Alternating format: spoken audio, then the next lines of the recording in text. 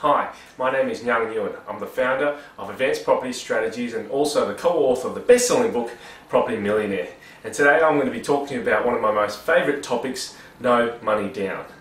But no money down, what does actually no money down actually mean? It means buying property with none of your own money. And more specifically, property options and joint venture deals. And today I'll be sharing with you two charts that you can use to understand and start to do your own no money down deals. The first chart that I'm going to be sharing with you is the option deals process. Option deals process. But some of you might not even know what an option is. You know, there's call options and put options and shares, but what about in property? Now, in property there's what are called call options and put and call options, right? And today I'll only be talking about the general concept of what's called a call option, and that is the right but not the obligation to buy a property. The right but not the obligation to buy a property. And there are so many applications of this call option or option process. So one thing you could do is you could do what's called a rent to buy, whereby you have a property and you give someone else the right but not the obligation to buy the property from you, and they pay you a premium in rent as well as an extra down payment or deposit, right? And that what allows you to do is get some cash now as well as get a potentially positively geared property which may have been negatively geared before. Right? And in the process of doing an option, what are the steps that you actually have to do to be able to find the deal, secure the deal, and make the deal turn around and give you some serious profit? So, you know, that's what the charts that I'm going to give you are about today. So let's go into the options deal process. Firstly, you know, you've got to determine what strategy you're going to use, i.e. what property strategy do you want to apply? Is it going to be for development sites? Is it going to be for a renovation strategy? Is it going to be for a buy and hold strategy? You know, options can apply in many facets. So, you know, firstly you've got to determine your strategy and what you want to do with that deal, how you go ahead with that deal, what it's going to involve, and then you go out to the marketplace and then you get some market research. And what does that involve? That involves talking to real estate agents, involves talking to fellow investors, it involves talking to other people out there and testing the market. You know, one thing you could do is put an advert in the paper to see if someone's responsive to possibly even buying what you have. So it may be raw or DA approved, and in the meantime, you know, you could be out there seeing if the owners out there are willing to supply you with the land that may not have a DA that you can put an option on. So yeah, first thing you want to do is determine your strategy and then do market research to see if what deal that you're actually doing, if there's a need for that. You know, otherwise you could have a look around and see if people are looking at buying renovated houses, whereby you can get a property under option, get the right but not the obligation to buy it, and then renovate the property and on-sell it, right? So doing market research, and at the same time, you know, once you've determined your market research, then once after that, simultaneously, what you want to be doing is finding a buyer and a seller. Finding a buyer and a seller, and you know, finding a seller, the best thing to do is approaching owners direct. And I've done this many times, you know, when I've done options on blocks of land and approached developers. They're oftentimes open to these kind of concepts. Why? Because they oftentimes have a lot of stock that they want to sell quickly, and they want to have someone who can complete the transaction. So, you know, you want to approach owners direct. Another way is to put an advert in the paper saying we buy houses fast or we buy land in bulk. That's something I've done before. And then at the same time be finding a buyer. And then once you've got the buyer and you've got the seller, partnering them up together and doing a deal. But you know, part of that, once you find a buyer and finding a seller, is securing the site. And that's where you've got to be really careful with the paperwork and getting the paperwork right. You know, what I don't suggest you do is going out and getting a really cheap lawyer. To do that, you know, mum and dad lawyers might be cheap. However, you know, if you're expecting to make $100,000, $200,000, $500,000, you need to invest and get the right paperwork. You know, sometimes it does make it worth your while to go find a good lawyer who's charges a little bit more but actually knows what they're doing. So once you've secured the site and secured the buyer, you join the parties together and you add value to the site. So you add value to the site. So adding value to the site can be done in two ways. One could be doing a renovation to the property. Another way could be adding a development approval to the property. The third way that could add value to the property might just be getting a long option.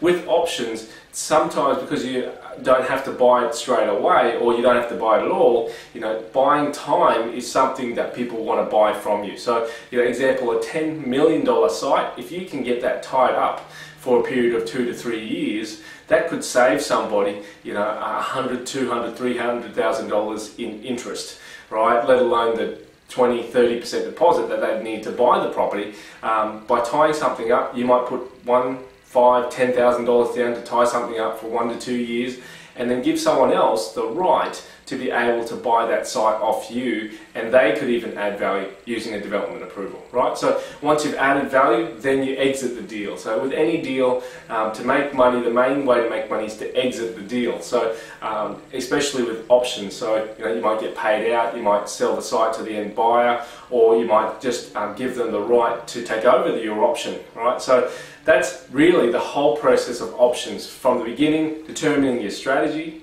to doing your market research to make sure that the strategy that you're looking at doing is a good one and that's actually feasible, and then 3, finding a buyer, finding a seller, securing the site, putting everything together, adding value to the site, and then lastly, exiting the deal.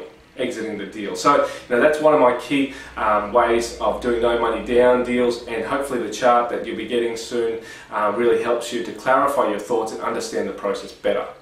So the second part and the second chart that I'm going to be supplying to you for free is what's called the joint venture process. Joint venture process. And in talking about no money down means none of my own money down, and that's why I love joint ventures. I've done dozens of these. I've done millions of dollars of joint ventures, and the thing about joint ventures is that you can either get someone to put up the deposit, or you can get someone to put up the debt, or you can get someone to put up the whole amount of money. I love it when someone puts up the whole amount of money, because it allows me to do more and more and more deals with no limitation on my financials, on my credit rating, on any cash flow or anything at all. It just allows me to expand, and that's what you're really looking for when you're doing no money down deals. You're looking for leverage, getting it out there, getting yourself out there, and putting deals together so that you can leverage yourself and get better results in a shorter period of time. So like the options process, you really got to determine your strategy. You got to find out, what is it that you're going to do a joint venture with? Are you going to do a small development? Are you going to be shifting a house? Are you going to be doing a renovation? Are you going to do a small subdivision? What is your strategy? And then after that, you need to determine, in this current marketplace, is it something that you want to get into and it actually makes money?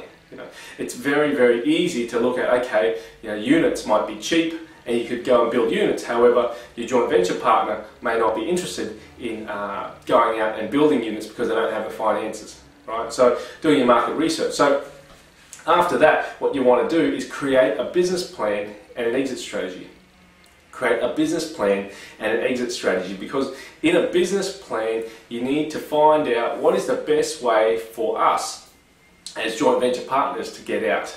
And with exit strategies, you need to look at not just one, not just two, hopefully 3, 4, maybe even 5 exit strategies, because in a period of 6 to 12 months, you just don't know what the market's going to do, what your business partner's going to do, what your circumstances change, and therefore you look at how to get out. So, with joint ventures, it's all well and good at the beginning when things are good. Sometimes when circumstances change, people change, they don't get what they want, or the market changes, people change the way that they do business. So, you've got to think about exit strategies and how you get out, right? So then after that, you've got to work together and make sure you get everything in writing. Make sure you get everything in writing and clarified, right?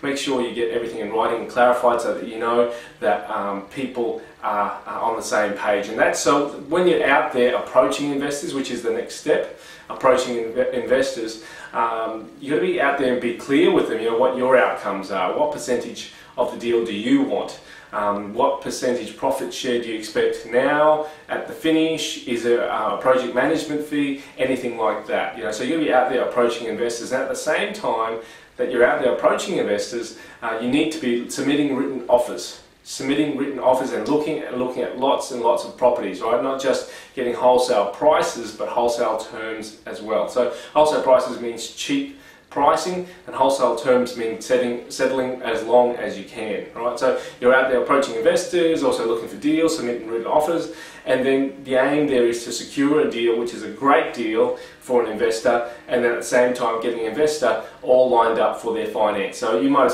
approach an investor, they might have $500,000, but you might want them to also have some bank funding as well. So while you're tying up the deal, you're at the same time tying up the finance and putting that deal all together. So simultaneously you're approaching investors, and simultaneously you're looking for deals and putting that deal together. And then once you've settled the deal or bought the property, what you're aiming to do then is execute the deal. So let's say it's a splitter block or a slider, where you've got a house on 2 lots and you've got to slide the house across. So therefore, firstly, the step would be to buy the property, pay for it, and then organise for the block to be split, slide the house, and then sell the 1 block off with the house and 1 block off without a house on it. So that's executing the deal and exiting the deal. So oftentimes during a joint venture, people get paid mostly when they exit the deal, and sometimes a little bit at the beginning, right? So it really depends on how you want to run your joint ventures. And each deal is different, each investor is different, so each arrangement is different as well. Generally, I like to do 50-50, however, each deal, like I said before, is different, and you might offer a smaller percentage at the beginning and say to them, as the deals go on, I'm wanting ultimately to get 50% profit share. So, that's no money down from the beginning of the joint venture process.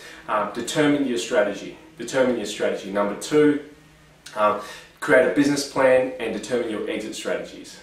Number 3 and 4 simultaneously is approaching investors and submitting written offers and getting wholesale terms and pricing.